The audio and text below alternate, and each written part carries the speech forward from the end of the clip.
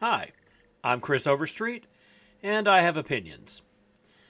Well, as I record this, it is the morning after Senate Democrats caved on Affordable Care Act subsidies and voted to basically reopen the government, getting next to nothing.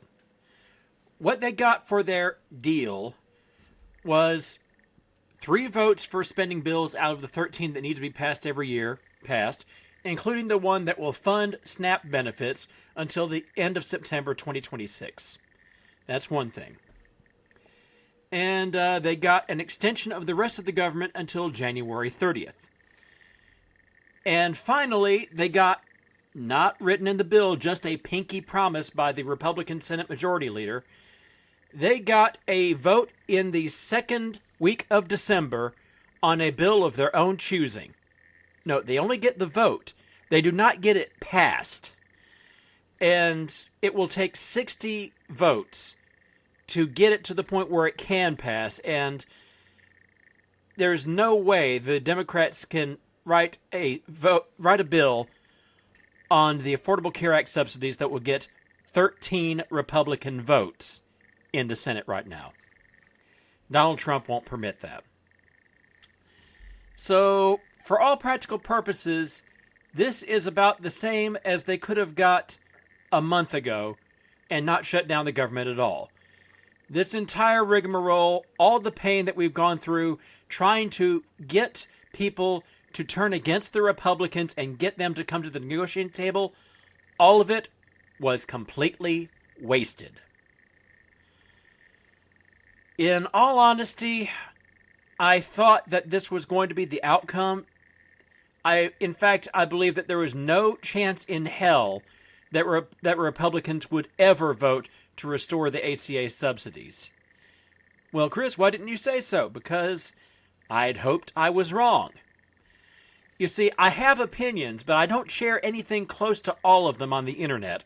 And I especially don't take time to record videos about things that I'm not absolutely certain how I feel about and what I think about. Now, as many of you have been so kind as to point out in the comments, I'm not always the best informed about such things. And even the stuff that I do share with you can sometimes be mistaken or wrong, or maybe my inability to remember people's names gets in the way, all sorts of things like that. So when I am doubtful about whether or not I'm right, I'm going to shut up. And I'd really hoped I was wrong about this one. But to explain why I thought this was doomed from the get-go, let's go back to Trump's first term and how he dealt with Iran. Trump's dealings with Iran over their nuclear enrichment program pretty much demonstrates what Trump thinks negotiation is. Trump believes that if you're negotiating with someone, you give them nothing. You only take. If you give them anything, no matter what you gain in exchange, then you've lost and they've won, in Trump's mind. So, when he pulled out of the nuclear enrichment deal that Barack Obama had negotiated, which limited Iran's ability to get highly enriched uranium and actually had multinational inspectors coming in to make sure it wasn't happening, Trump eliminated that, replaced it with nothing, and his idea of negotiation was make it increasingly harder for the other side to live. In short, it wasn't negotiation, it was extortion. And the Iranians said, if you're not going to negotiate, if you're not going to honor your deals, we're not talking. And Trump got nothing. Eventually, it worked out so well for the world that the Israelis and then the United States, us, during Trump's second term just a few months ago, you might have forgotten with all the other stuff that's going on, yeah, we bombed Iran, trying to stop the weapons program that may or may not exist. And based on satellite pictures that show them digging even deeper bunkers under mountains, it's a pretty safe guess that if a nuclear weapons program didn't exist in Iran, it sure as hell exists now, thanks Trump. But that's how Trump negotiates. Basically, if he wants something from you, he's going to do everything to make you want to give it to him for nothing. This is the man who, right after he had the East Wing knocked down, stiffed the destruction crew on their invoices, like he's done the vast majority of the people who've worked for him on his real estate projects. He does this on the regular. You do the work, you get nothing, is his attitude. I get everything, you get nothing. That's all Trump understands. And of course that carries over into governance, such as Trump even understands the term. There is no possibility, none, of Democrats coming out on the strong end in a negotiation with Donald Trump simply because Donald Trump doesn't negotiate, ever. So, what was the play here? What was the best thing the Democrats could have done? Well, the Democratic base, and for purposes of this conversation, I will include myself in this, we were demanding that the Democrats do something to fight. And doubtless, the demand getting so loud was the only reason Schumer even allowed this to happen, because as soon as the shutdown began, he was already working to end the shutdown as quickly as he could. If you doubt me on that, bear in mind that every story reported about negotiations to end the shutdown always end with the Democratic moderates saying, yeah, we reported every day to Chuck Schumer about this. Yeah, Chuck Schumer was in control of the whole process from the Democratic side. So there are 8 names, and I'll get to them later, but there needs to be a 9th. Chuck Schumer technically voted against the opening up debate for this continuing motion, but he's the reason it passed. And I've lost track of where I was. Anyway, the play for the Democrats here, negotiation was never going to work. And as we saw, as the shutdown went on, Trump's response was to keep piling on more pain for the American people. Shutting down airline flights when they weren't strictly needed to. Stopping the payment of SNAP benefits when the law had been specifically structured to enable them to continue to be paid during shutdowns like this. Those were deliberate acts by Trump to levy pain on Democrats. And of course, the biggest pain was the termination of people during the shutdown. Government employees simply fired, not furloughed, fired. And incidentally, I forgot to mention this. The reopening deal also says that all of these people are going to be rehired, reinstated, as if nothing happened. That's not going to happen. Donald Trump already claims the right and the power to fire anybody he wants for any reason he wants. He is not going to go along with a congressional mandate, to put the people he's just fired back on the job. He's not. Anyway, all of these steps were designed to coerce Democrats into obedience. And last night, it worked.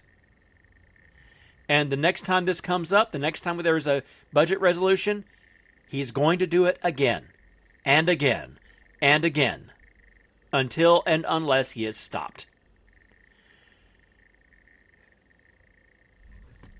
And the biggest kicker in this is a piece of punditry that's been coming up.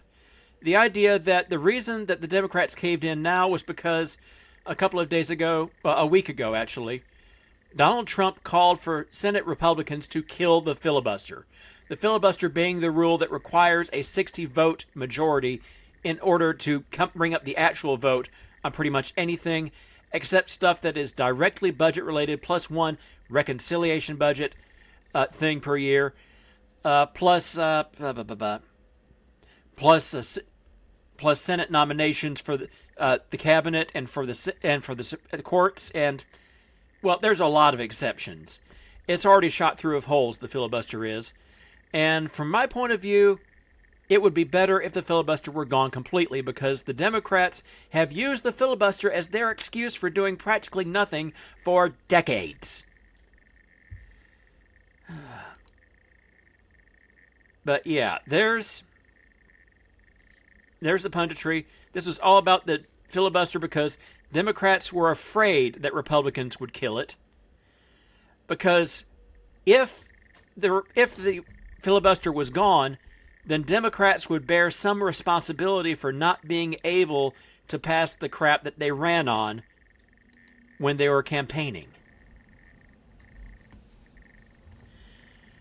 And that is a definite possibility. But my attitude is, this whole shutdown was a use of the filibuster. It was using the filibuster for the reason intended, to attempt to force the other side to come to the negotiating table, to moderate their demands, and to come up with a bill that both sides could accept. And it failed. It failed utterly. The Democrats got nothing.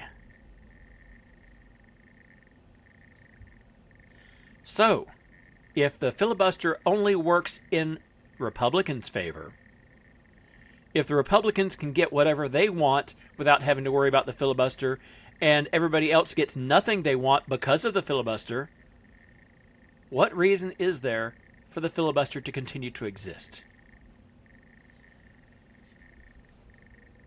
Where I sit is, the first mistake was not shutting down government. The first mistake was shutting down government for one reason, specifically healthcare.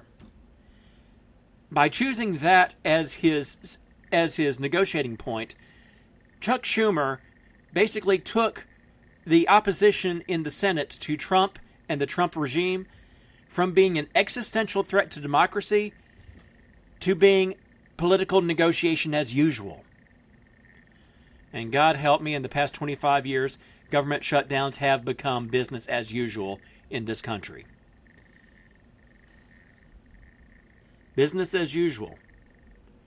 When we're facing off against a man who thinks himself a king. What should have been done? What should have been done is the Democrats should have said, here we have a man who is hauling people, including American citizens, off the street, disappearing them for days or even weeks at a time, torturing them, abusing them, and suffering no consequences. Here we have a man who is openly soliciting bribes, who is destroying government property, who is administering the law with extreme bias, and he gets away with it.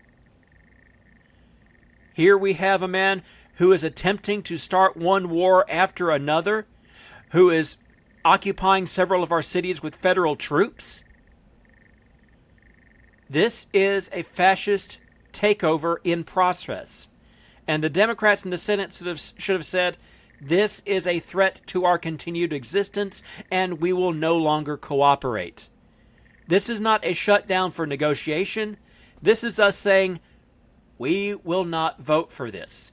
If you want this, you can nuke the filibuster and do it on your own. We are not going to help. That would have meant the death of the filibuster, and I think good riddance. It would have meant in the short term the Republicans would be able to do a lot more things, including, yes, I admit, there'd be a good chance of them actually repealing the Affordable Care Act without the filibuster. But not only would it make it easier for Democrats to put things back properly in the future, it would also make it crystal clear that the Democrats were opposing the Republicans, and it would have kept their fingerprints off whatever came thereafter. As it is right now, and I'm sure there's all sorts of hidden bullshit in these bills that are going through under this deal, all sorts of things which will hurt the American people. The fingerprints of 8 particular senators are all over this now. This is a bipartisan fucking over of the American people. This sort of thing is why I consider bipartisanship to be a warning label rather than an ideal. And just for the record, let me take a second to go over here and find a nice big list. There have been several all over the place today. List of the names of the people responsible. This will take just a moment.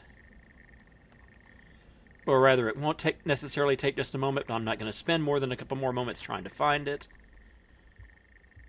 And yes, I'm completely organized. I could have had this done in advance like that other image, but I didn't think of it. Okay. Basically, if you live in New Hampshire, both of your senators are in on this. If you live in Nevada, both your senators voted for this. Tim Kaine of Virginia voted for this. Dick Durbin of Illinois voted for this. And there's two others that I can't remember offhand. Damn it. But above all else, Charles Schumer of New York needs to be remembered for this. This is his puppy. He was the one that organized the walkout in the first place, and then he was the one who organized and pushed hard for the total cave. And one final note here, before I wrap up. Of the 8 Democratic senators whose names are actually on the record as voting yay for this, not counting Schumer, 2 of them have announced they are not running for re-election. They're retiring. None of the other 6 is up for election in 2026. They're either up for a vote in 2028 or 2030. And Charles Schumer's next re-election time is 2028. There was a meeting before they went to the Republicans for this, a meeting of the entire Democratic Senatorial Caucus. They planned this. They made sure that nobody who's coming up in the next election is actually going to be forced to vote to get this to happen, because they know exactly how pissed people are going to be. So yeah, there are 8 names on the record as voting yay, and there's Charles Schumer, who let it happen, who organized it happening. But there's almost certainly more. And that's why when you go to the primaries in the coming year, if you have a Democratic incumbent in your state running for re-election for the United States Senate, vote for their opponent. I don't care who it is. Primary their asses out. And yes, I include Bernie Sanders and Elizabeth Warren on this list. Because even if they're on the right side, and they almost certainly are, they're also both heathen old and need to make room for younger blood anyway.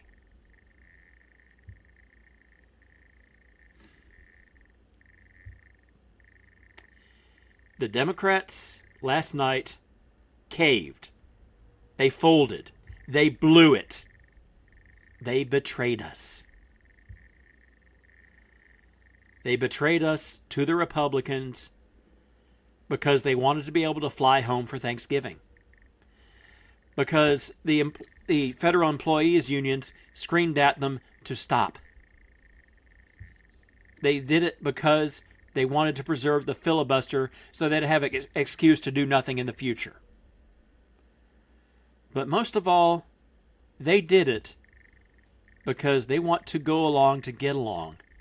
Because they still, despite any rhetoric they might have, they still think that Donald Trump's presidency is business as usual. And they need to be held accountable. I'm Chris Overstreet.